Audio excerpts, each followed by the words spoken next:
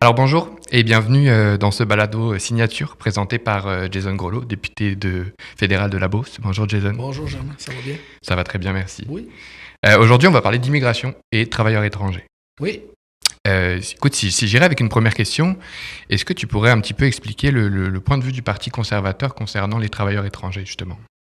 Notre position est claire depuis le début, elle n'a jamais changé. On dit qu'on a besoin d'une prévisibilité de 5 ans pour ces travailleurs-là, de se donner du temps, d'allonger la période de 5 années, où il y a un taux de chômage plus bas de 5,5 % de chômage. Puis ce point-là, on en reviendra, mais il est très important pour donner de la prévisibilité à nos entreprises, pour signer des contrats, pour être plus productifs, pour prévoir l'avenir. Donc, c'est ça notre position. Parfait. Est-ce que, selon ton parti, selon toi, le système actuel d'immigration qui existe au Canada, il fonctionne encore? Il est brisé, il est complètement bousillé. Faut comprendre qu'il y a plein de choses. On va essayer de séparer. Ça rappelle des gens, là. Tu as des demandeurs d'asile, juste au Québec. Là. Juste au Québec, il y a 200 000 demandeurs d'asile, juste au Québec. C'est sûr que ça met une énorme pression sur nos infrastructures. C'est sûr que ça demande énormément de ressources, d'argent aux Canadiens et aux Québécois. D'un autre côté, on a nos travailleurs économiques, que j'appelle. Peu importe le programme, je ne vais pas rentrer dans les détails. Nos travailleurs économiques amènent de l'argent, nous amènent de la productivité à nos entreprises. Puis ceux-là, il faut continuer, il faut les garder, puis on en a besoin. D'un autre côté, on est un pays d'accueil, je le conviens, puis j'ai un grand cœur dans la vie, là, Germain, mais on ne peut plus accueillir des gens quand on est rendu, quand Chaudière-Appalaches, en Beauce, là, on a 6 000 personnes qui passent à la banque alimentaire mensuellement. OK, là, on va commencer par s'occuper de notre monde avant de s'occuper des autres. Par contre, d'un autre côté, nos travailleurs, comme j'ai dit, nos travailleurs économiques, on en a besoin, surtout dans les régions comme chez nous, la Beauce. Justement, tu parles de la Beauce. Tu es député fédéral de la Beauce, tu es d'ici. C'est quoi ton ressenti sur la présence de ces travailleurs étrangers ici en Beauce? C'est drôle parce qu'on est dans pleine crise tarifaire au niveau de l'acier, au niveau du bois, avec les tarifs américains, avec M. Trump qui nous shoot ça, tout dépendant de son humeur du jour. Mais la priorité numéro 1, c'est le manque de main-d'œuvre, la pénurie de main-d'œuvre. Il faut comprendre qu'en Beauce, c'est nous autres qui avons le plus bas taux de chômage au Canada. Là. Au Canada. C'est grand le Canada. Il y en a des villes au Canada. Donc, nous, on a besoin. Il n'y a pas un entrepreneur vraiment, qui va mettre de l'argent supplémentaire pour le fun. Quand tu mets 12-15 000 par année pour un travailleur de plus, c'est parce que tu n'en as pas d'autres options. Bon, c'est clair. Puis il y a plusieurs secteurs d'activité, manufacturiers, autres, qui ont besoin de ces travailleurs-là pour faire rouler notre économie. Puis quand on regarde juste chez nous, là, il y a 1500 travailleurs, parce que les libéraux ont coupé ça, 1500 travailleurs qui vont partir chez eux. Sais-tu qu'est-ce que ça représente, ça? C'est moins de 2 à 300 000 de productivité annuelle par travailleur. Ça fait un demi-milliard, ça. Penses-tu vraiment qu'on a moyen de perdre ça? La réponse, c'est non. C'est la priorité numéro 1 de nos entreprises. Puis quand tu rencontres ces entreprises-là, qu'est-ce que tu entends? Quand tu vas à la rencontre des entrepreneurs en Beauce, mais on peut parler plus largement. Écoute, je connais le programme parce que je suis un entrepreneur et je connais beaucoup d'entreprises. On entend qu'on a besoin de main-d'œuvre. Aide-nous.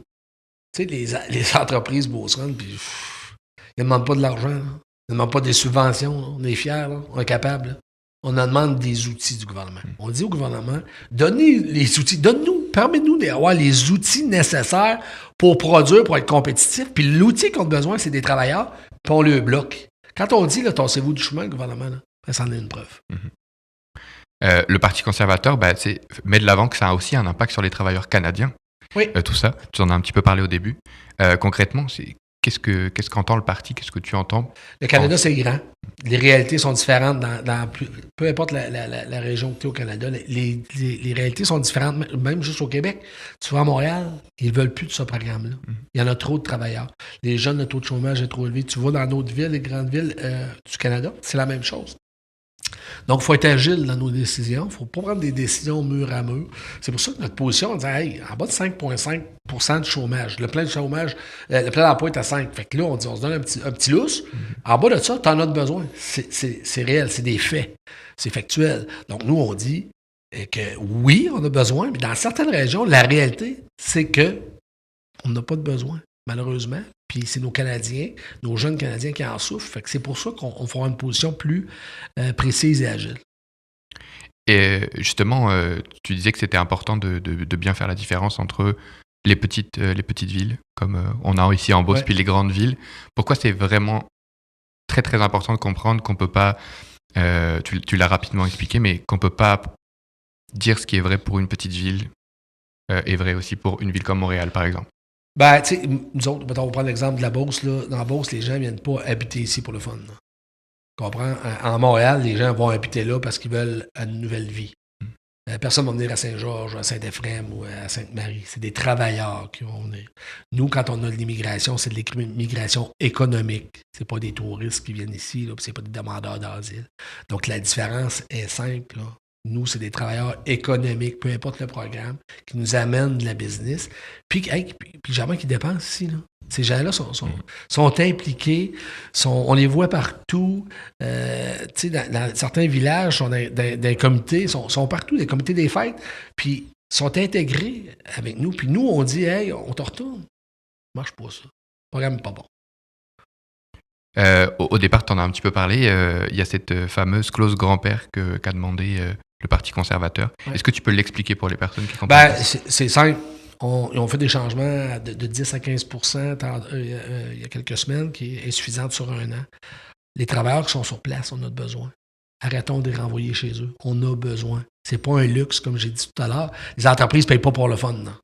Ça coûte de l'argent à les amener pour produire. Ils investissent pour l'entreprise. Il faut comprendre, je vais revenir sur aider les entreprises. Là. Quand je dis tassez-vous des jambes, là. Les créateurs de richesse, c'est pas le gouvernement, c'est les entreprises. Puis je leur dis encore, les outils qu'ils ont besoin, c'est de la main-d'œuvre. Puis on ne leur permet pas d'avoir ça pour des positions politiques. Moi, ça vient me chercher parce qu'on a besoin dans nos régions. Mm-hmm. Puis écoute, pour terminer, ce serait quoi ton message aujourd'hui aux employeurs, aux entrepreneurs de la Beauce? Bon, je pense qu'ils m'ont entendu assez le dire. Là, la priorité, c'est une des priorités du Parti conservateur. Puis de mon équipe du Québec, là, je ne suis pas tout seul là-dedans. Là, que je regarde Mme Dominique Vien qui se bat tous les semaines, à tous les jours. Mon ami Bernard Généreux, Luc Berthold, toutes les régions rurales, on a des besoins énormes, Joël Godin, en main-d'œuvre. Puis c'est des gens du Parti conservateur, puis c'est nous qui amènent, qui est la voix pour ces gens-là, pour les entreprises, pour dire oui, on est en arrière de vous. Puis le message principal, c'est qu'on ne lâchera pas, ça c'est sûr. Merci Jason d'avoir été avec nous. Merci à toi. Et puis écoute, pour en savoir plus sur tes idées, sur les idées du Parti conservateur, on invite les gens à aller suivre tes différentes plateformes, puis celles du parti. Merci beaucoup. Merci.